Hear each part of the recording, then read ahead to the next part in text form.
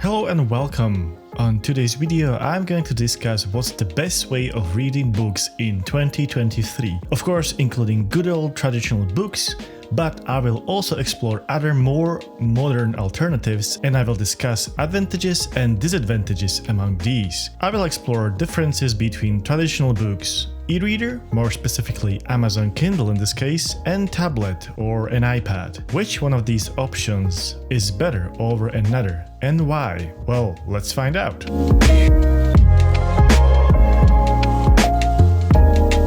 We live in a world where we have nearly unlimited access to numerous sources and forms of media. This includes books. There are many ways of reading books, from traditional to digital in form of ebooks or even audiobooks. Books been around for centuries in different shapes, forms, sizes, languages, editions, and so on. I personally love reading traditional books for their typical smell and feel of turning pages. Things like this you can't simply replace with any form of technology. Reading a book is almost like a ritual where you can physically see the progress you've made and how much you still got left. Book is also an easy gift idea for any age group. Anyways, I don't think there is a need for me to mention all reasons why books are simply amazing. Collecting books is also something people love to do. It is for the very same reason why many of us went back to LPs. You see, while having millions of songs to your disposal in crystal clear quality everywhere you go is great. But there is something about putting a physical record on and carefully expanding the collection of LPs.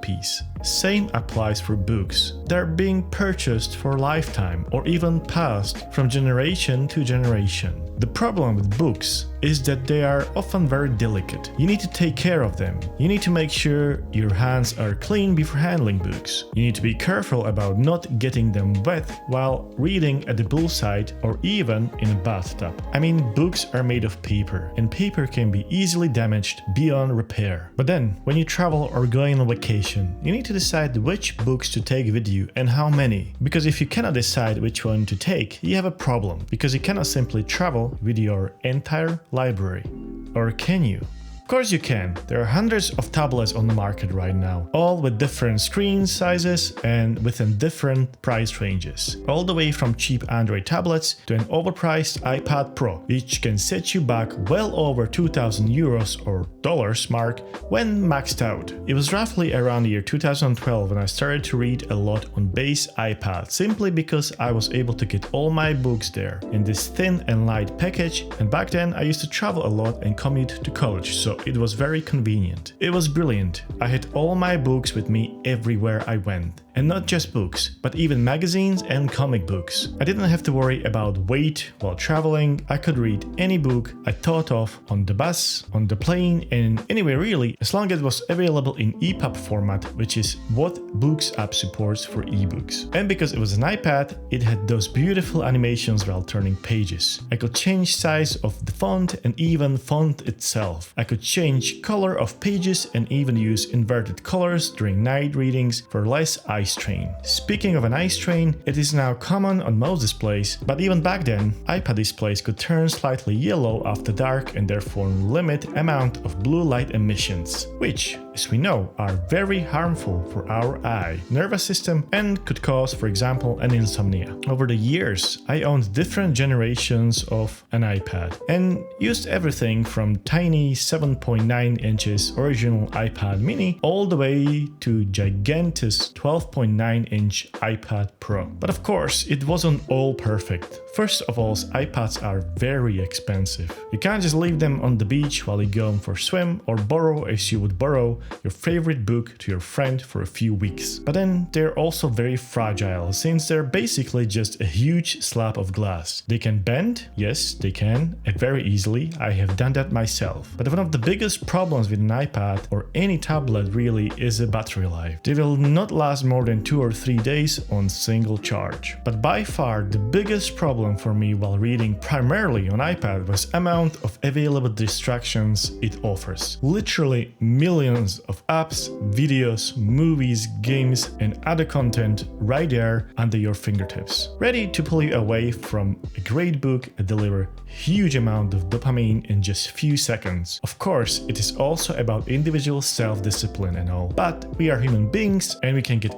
easily distracted. You would not face this kind of problem while reading a good old traditional book made of paper. The most distraction traditional book offers is its cover, but other than that, it's just you and the content of that book. Don't get me wrong, iPads are great and they can be extremely useful, but I will not recommend them purely for reading books. Therefore, I was looking for alternative. I was still going back to traditional books since I got many of them, but I wanted something portable with long battery life and minimum distraction. And there was one device which I knew existed, but in my eyes it was just an e-reader for old people. But oh boy, was I wrong. I'm of course talking about Amazon Kindle, legendary e-reader from one of the biggest companies on this planet. Yes, I know, Kindle is an exact opposite of smart device, which many old people own so they can read their favorite books while traveling or during vacation. So I gave it a shot after my friend's recommendation, but I was still very skeptical as I had some experience with e-ink devices in the past and they did not impress me at all. By the way, no part of this video is sponsored by Amazon or any other company. This is just my own opinion and experience. Anyways, I've decided to give it a try and I went ahead and ordered Kindle Paperwhite 2021 with 8 gigs of storage. This model costs around 150 euros or $160 during filming of this video. There is also a 16 gigs and even 32 gigs signature version available, but I think 8 gigs is plenty enough unless you also plan to use your Kindle for comic books and magazines, which I wouldn't recommend since capabilities of this panel are rather limited. First, I was shocked how small and light it actually is compared to any iPad. In fact, it is so light that you can use it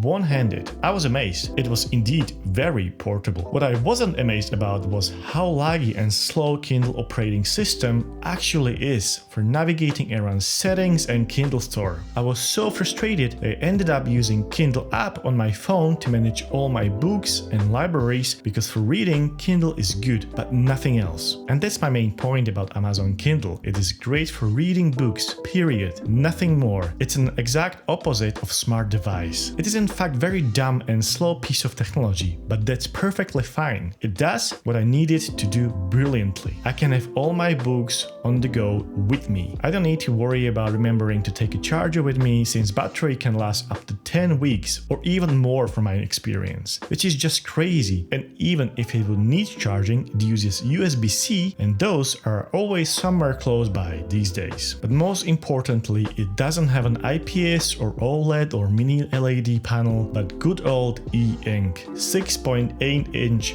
with 300 pixels per inch to be exact, and this size is perfect for me. It also supports warm light, which you can have on while reading during evening to limit that harmful blue light backlit, assuming you need a backlit, but without backlit, it is just as unharmful as a traditional book and its pages made of paper. It is also IPX8 waterproof, so no extra care around swimming pools or bathtubs needed. It's brilliant. Yes, I would love to see ambient sensor as standard and not exclusive to signature edition. But you know what? I don't care. I can just change brightness manually with 2 taps. It's fine. But of course, in terms of specs and features, there are many other versions of Kindle or even other e-readers on the market. Point is that they are lightweight, durable, they have long battery life, they're affordable in most cases, but most importantly, they offer portable reading with minimum to zero distraction. Trust me, those systems are so slow that all you want to use them for is reading. Among other alternatives of reading can be a laptop, for example. But because how heavy and clunky laptops can be, it would only be good for short reading sessions. There's also a question, what do you want to invest in? Since there is no point buying both digital and physical books, even though it is something I've done, but only with my top favorites. Of course, every time when there's an opportunity, I will always prefer traditional book, but it is nice to have an alternative, and Kindle is my go-to at home and on the go. This device is very simple, and that's just rare in today's world of smart tech. I just slip it in my bag, and anytime I'm in the mood for some reading, it is always with me, always charged, ready to use. So there you have it. If you have a physical book, it will always be a best choice. But if you travel and commute a lot and you like to jump from a book to another,